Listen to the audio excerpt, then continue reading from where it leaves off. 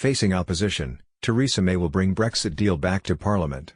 London, Prime Minister Theresa May said on Monday she would bring her Brexit deal back to Parliament for a vote in mid-January, pledging to get assurances from the European Union to break the deadlock over Britain's departure from the bloc.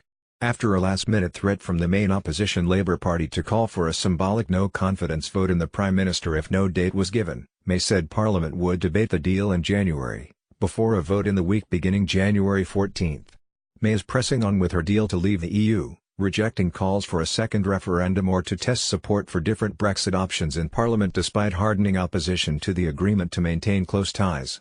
After a tumultuous week in which she survived a confidence vote and sought last-minute changes to a Brexit agreement reached with Brussels last month, May said again that the choice was her deal, leaving without an agreement or no Brexit at all. "I know this is not everyone's perfect deal. It is a compromise. But if we let the perfect be the enemy of the good then we risk leaving the EU with no deal," she told lawmakers, her speech punctuated by loud shouts of protest. "Avoiding no deal is only possible if we can reach an agreement or if we abandon Brexit entirely."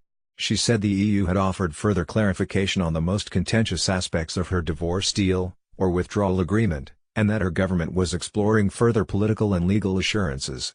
But with the EU offering little in the way of concessions to win over lawmakers, an increasing number of politicians are calling for a second referendum, something some of her ministers say could be avoided if the government tested Brexit scenarios in parliamentary votes.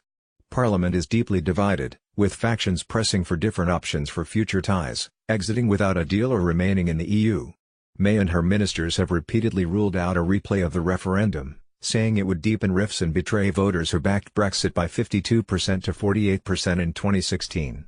That increases the risk of Britain leaving without a deal on March 29, a scenario some businesses fear would be catastrophic for the world's fifth-largest economy.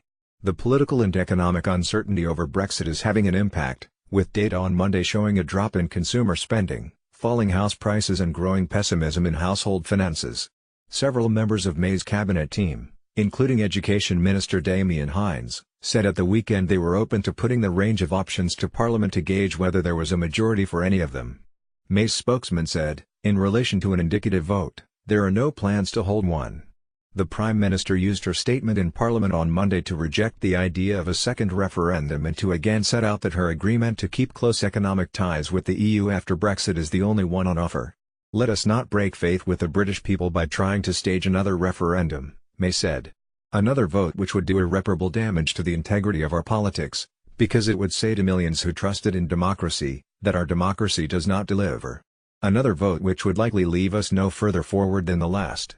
Reporting by Elizabeth Piper and Collie McClellan, editing by Janet Lawrence, William McLean.